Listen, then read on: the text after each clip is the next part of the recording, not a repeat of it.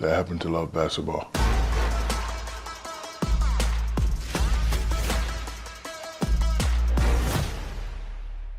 I like to tell people jokingly that I am the reason that big guys do not want to play in the paint anymore. Before I fell in love with Magic Johnson and Larry Bird, Too Tall Jones and Mean Joe Green was my guy. So when I came to the game, I realized that I was good, but I wasn't that good. I was okay, fundamentally sound, but I had to create a niche. So my niche in high school, I was taller than everybody, okay? My niche in college was long, athletic. Wasn't really a lot of long and athletic guys. Big guys were hot at the time. Maybe you can be the first pick. There's two other guys, Alonzo Mourning and Christian Laettner. Now when I get to the NBA, I'm like, damn, David Robinson runs faster. Patrick Ewing shoots better. Akeem Olajuwon has all the moves. I'm stronger. Let me beat these guys up. Let me beef up. I saw guys stay away from battling me. The game plan would be, we got to bring Shaq out. It's hard to play down there because when you're that big, you don't get calls, right? People always used to say, Shaq, you take a beating. It wasn't a beating. I loved it. I love physicality. Football, that's what we do. If I didn't take a beating, I didn't feel like I was playing hard enough. The beating that I took was a sign of respect that you couldn't stop me. I didn't get a lot of calls and used to complain all the time. But one thing I love about David Stern is he was real. So we go in his office one day, because I'm at the end, and I'm letting him know, Mr. Stern, next time somebody hack a Shaq me, I don't mind taking 15, 20 games. And he says, son, if we call every foul that was committed on you, the game will last 4 hours. And I thought about it, like, you're right. And he said, Shaq, you're over here complaining about fouling. I got 2018s complaining about you. And I thought about it, and I was like, and I'm all about the game. I don't want to shoot 100 free throws anyway. I don't. I don't want to read Shaq 20 out of 100. I don't want to, let's just play. And then I said to myself, okay, I'm not getting the calls. If I could withstand that and play through that, I'll be unstoppable. So I had to program myself not to really worry about it. But the more physical I became, I just seen all the other centers do this. They just slowly keep doing that, keep doing that, keep doing that. And now, 15, 20 years later, you got guys shooting threes. It's cute. It's not something I would do. And somebody asked me the other day, oh, Shaq couldn't play today. But you're not paying attention. I am playing today. My name is Greek Freak. Who was the first big guy to take it coast to coast? Oh, you don't remember? Check this play out. Look at the big guy run the floor. Oh, yes. Oh, yes. I play just like Greek Freak. Take it off the glass, high percentage shots. High percentage shots. I shoot a three every now and then, so I would actually love to play in this game. It's less physical. I would bring a little bit more physicality. I would bring my length, I would bring my athleticness, and I'd be Greek Freak. So before you say Shaq can't play in this era today, I'm already playing. My name is Giannis Antetokounmpo, however you pronounce it.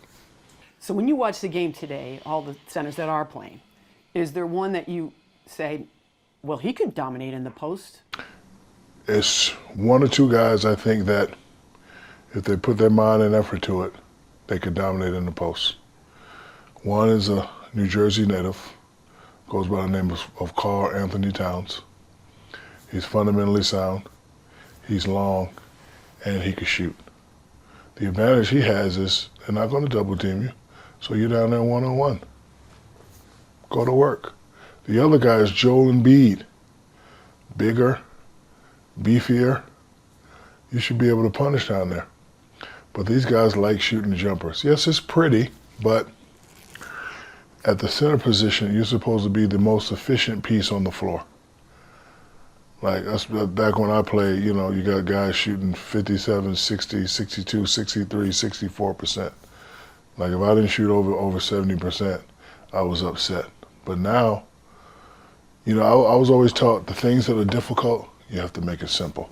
So instead of stretching out, shooting threes, you should dominate in the post. Joker is a guy that could do work in the post. I don't think he can be dominant, but he can be effective.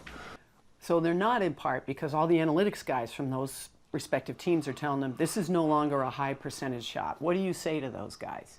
If you got a skilled guy like me playing in the post, you can't tell me it's not a high percentage shot. Right now you got a lot of unskilled guys trying to play the post who don't like taking the contact, which makes the analytic numbers sound about right. And then if you already don't want to feel the contact and you're looking at something that's in your favor, it's just going to push you out even more. But it's not true. Analytics are numbers and stats and all that, but they can be broken. And they could be broken by something called adrenaline. Like they always used to say, don't let Shaq go middle. But if it's playoff time, I'm going to fake middle and go baseline. And I'm going to kill you that way. Or every time Shaq turns back over the right shoulder, he's 40%. Not today. This is playoffs. Oh, you foul Shaq today. You know, foul him, he's shooting 60%. But how many times have they tried that in the final? It's the one factor that can always break analytics is adrenaline. So, you know, he shoots 2 or 10 from here, but some guys, when they get it going, they just get it going. It ain't nothing you can do about it. My contention is if a big man comes in and wants to dominate, he could dominate, and easily, because we have shifted away from physicality and shifted away from all that. Teams don't know how to play anymore. Like right now, teams are switching 1 to 5. I wish Spud Webb would have switched out on me. I wish Doc Rivers would have switched out on me. So if you get another guy that comes in, it'll be like it was back in the old day. It'll be one guy that you got to change your defenses for. But he would have to be like so dominant because, you know, he'd have to average. You'd have to be like Greek Freak, but in the post. See, Greek Freak is averaging 28. His 28 is this. If you get a guy that just stays in that area and does that, then the game will start to shift back. But Kenny Smith said something one time, and it made a lot of sense. He said that all the players that you're watching now, we were products of their environment. And it was true. Because when I was coming up, big guys didn't shoot jumpers. I watched Ewan. And I watch all these guys, Kareem. We never shot jumpers, right? So then I'm pushing all these guys and beating all these guys out, and here comes Dirk and Garnett and all these guys. Now you got the guys watching them, and they're saying, I can't do what Shaq do. I can do what he do. And they go outside and practice that. And then you got a couple guys that like the physicality, and they watch me. Like I wasn't watching David Robinson. I'm not that skilled. I'm not watching, you know, guys that were fundamentally sound and, you know, study the game, and I couldn't watch that. I watched guys that were ferocious, guys that had tenacity, guys that you know, wanted to fight, dive on the floor, all that stuff. So when Kenny said that, it made a lot of sense. So all these guys that are playing now, they're products of Dirk, Garnett, a little Duncan. And so, you know, when I hear that the last big man MVP was me, it's kind of flattering. I just want to see how. What do you think was the biggest difference in that second half? You held them to 17 third-quarter points and really getting up and down in transition and just kind of flipped the game. I think we got stops. We got stops, and we started to push the tempo offensively. We did a better job in the third quarter not fouling as much as we did in the first half. We put James to the line, I think 8 times. I think Russ had like 6 free throws attempts in the first half. So we kind of cut down on it in the third quarter and made them make shots over the top, trying to contest. And when we got stops, we got rebounds, and we was able to go. They're such a unique team with how they play. What did you guys do with some of those more aggressive traps on James and all the rotations that it takes? What goes into that? Communication, number one. You have to have everyone on the string. 5 guys got to be on the string at the same time, and you got to communicate throughout the whole possession because you're going to be out of place. So we did a great job of that for just putting it in this morning. You guys have just found ways to win games. In this case, no AD. Hadn't seen Houston yet. They're motivated, national TV and all that.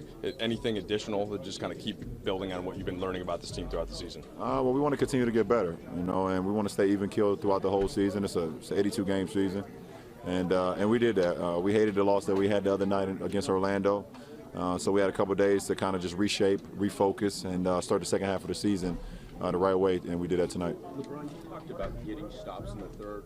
A lot of teams, including maybe this team last year, wouldn't have come back like you guys did in that third quarter. Can you speak to kind of the character, the integrity of this team, what happened there? We just want to continue to build.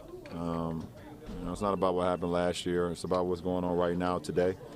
And we want to continue to build our habits. Defensively, we want to be on the string. We want to communicate. Offensively, we want to share the ball and make sure everyone feels in good rhythm. So I think we took another step forward today. There's always a ton of Laker fans on the road, but today seemed to be pretty unique. And at the end of the game, I saw you acknowledge him. What's that like for you personally? It's very humbling, and it's something that you really can't explain unless you're involved in it.